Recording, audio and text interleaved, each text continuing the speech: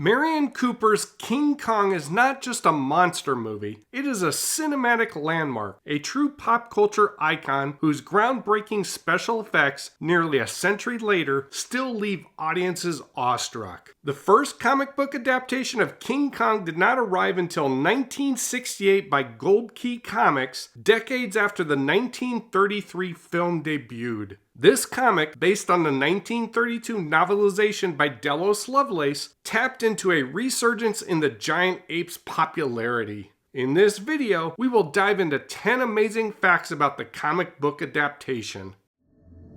Number 10. Ann Darrow receives a 1960s makeover.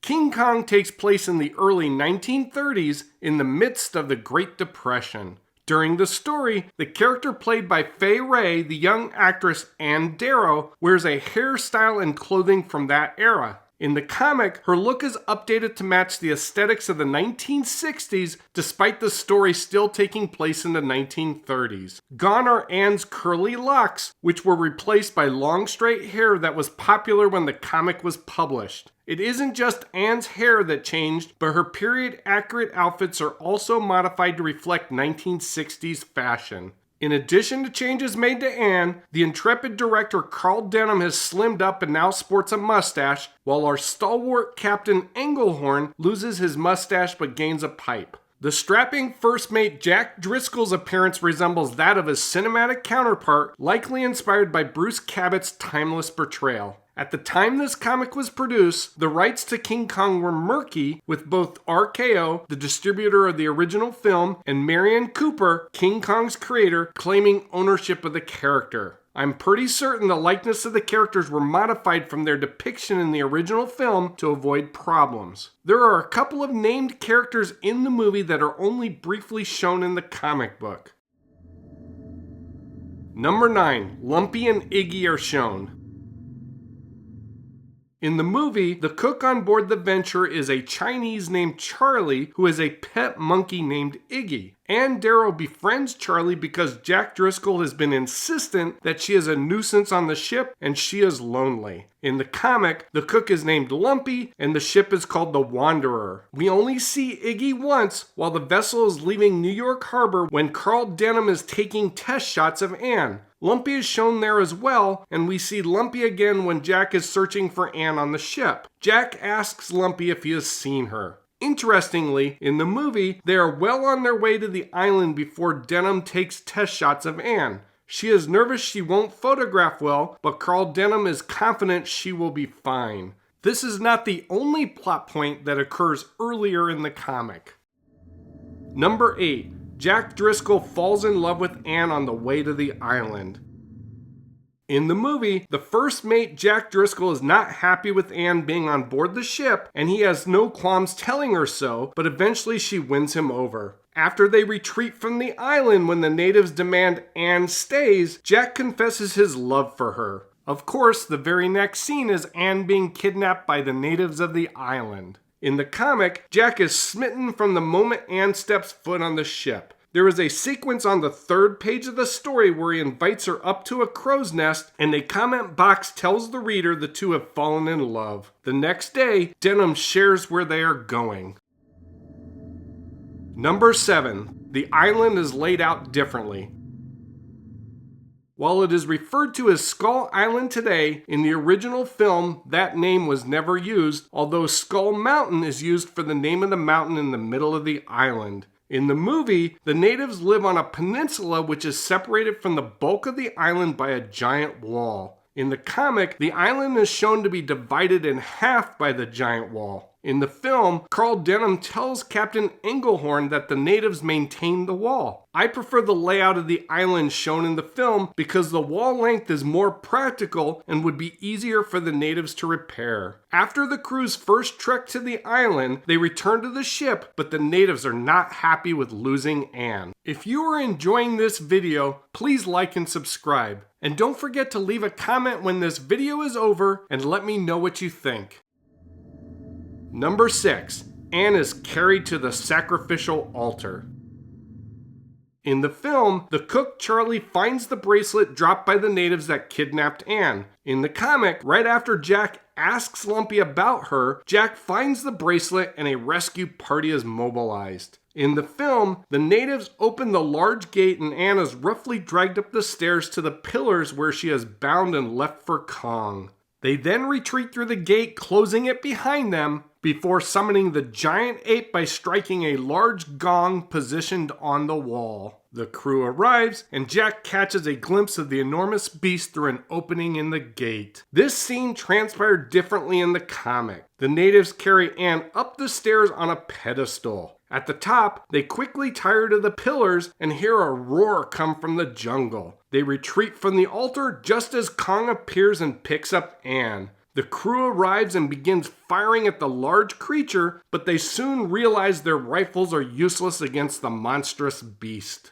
It is interesting to note that the comic does show the natives speaking in English during this sequence. In the earlier encounter between the natives and crew, the natives are speaking in their native tongue. You can hear many of the words written in the comic spoken by the natives in the film, but I have not been able to figure out if this is a real language or just gibberish. The words in the earlier segment were not translated to English because Captain Englehorn's character was relaying what the natives said to the other crew members, but there is nobody to translate what the chief is saying when Ann is being sacrificed to Kong, so English is used. I would have preferred if they somehow denoted this with a different font in the word balloons or by using comment boxes. Kong faces a battery of challenges taking Ann back to his lair, including an encounter with a pair of dinosaurs not shown in the film. Number 5. King Kong battles 2 triceratops.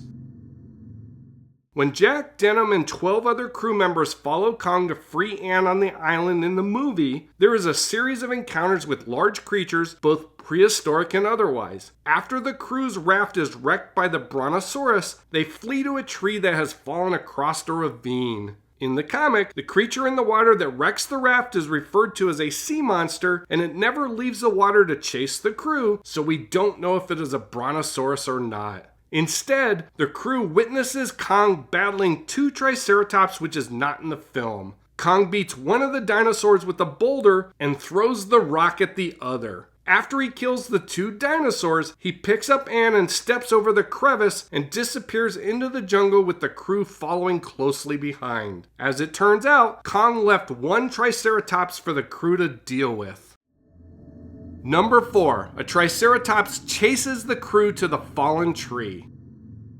In the comic, Jack Driscoll uses the fallen tree to cross the ravine and tells Carl and the crew to return for more weapons and bombs which they lost on the raft. Before they can leave, a triceratops appears and chases them onto the fallen tree. Suddenly, Kong returns with Ann in his hand, and the crew is caught between the giant ape and the horned dinosaur. We see both Jack and Carl climb down vines on their respective side of the ravine, while Kong kills the other crew members by knocking them off the tree and dropping the tree into the ravine. He does all this while holding Ann. In the film, Jack does make it to the other side of the ravine, but the crew are right behind him. It is the fear of the brontosaurus that compels them to risk crossing the fallen tree. Kong puts Ann down before returning to the crevice to finish off his pursuers. Jack succeeds in reaching Ann, but the danger they face is not over.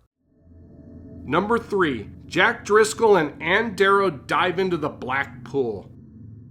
In the movie, Kong is near his lair when he places Ann on a ledge, and she is quickly attacked by a serpent-like creature that emerges from a nearby pool of water. In the comic, the serpent is replaced with a giant snake, and the water is referred to as a black pool. Shortly after in the film, while Kong is battling the pterodactyl, Jack is able to reach Ann and they both begin descending down a vine to escape from Kong. After the giant ape defeats the winged dinosaur, he begins pulling at the vine, reeling in the pair. Just before he can grab Ann, both Jack and Ann let go and fall into the water far below. In the comic, the black pool is not very far, and Jack and Ann dive into it. Kong climbs down and reaches into the pool, trying to grab them. Fortunately, they are caught in a current which pulls them away and over a waterfall to safety. Back in New York, a confined King Kong is not through terrorizing Jack and Ann. Number 2. King Kong is caged for his world premiere. In the movie, when Kong is revealed to the public in a Broadway theater in Times Square, he is shackled by his wrists, ankles, and waist. Once the photographers begin snapping pictures of Ann and Jack in front of Kong, the giant ape breaks free and begins rampaging through the fleeing crowd. In the comic, the restraint around his waist is replaced by a giant cage. A photographer says it is Jack putting his arm around Ann that infuriates the beast and prompts him to break his chains and smash the cage. Beauty kills the beast. Number 1. Carl Denham, Jack Driscoll, and Ann Darrow view King Kong's dead body. In the movie, Jack races to the top of the Empire State Building to rescue Ann after Kong plummets to his death. Of the three, only Carl Denham is on the street to view Kong's dead body, and he delivers his line about beauty killing the beast. In the comic, both Carl and Jack arrive at the top of the building to rescue Ann, and Kong watches helplessly as Jack takes Ann away. This distracts the giant ape, allowing the biplanes to score fatal hits on him, and he is no longer able to stand. Kong topples off the building and smashes into the pavement below. Carl, Jack, and Ann are all present to see Kong's dead body when Jack delivers his famous eulogy. Before I end this video, I want to acknowledge the gorgeous artwork by Giovanni Cicci and Albert Jollity on the interior of this book. Despite the giant ape's inaccurate coloring inside the comic, which is corrected on the painted cover by George Wilson, the art team does a terrific job capturing King Kong battling menace after menace on Skull Island. The giant ape terrorizing people in New York City is fun, but him battling other large creatures is what prompted me to rewatch this film many times over the years. This adaptation does not disappoint. The comic was re-released as a Treasury-sized Whitman issue for the disappointing 1976 Dino De Laurentiis film. Some of the magic and wonder exhibited in the comic did make it to the screen for Peter Jackson's 2005 big budget spectacular. Thank you for watching this video. If you enjoyed it, please click the like button. If you would like to see more content like this one, please subscribe. And as always, leave a comment letting me know what you think.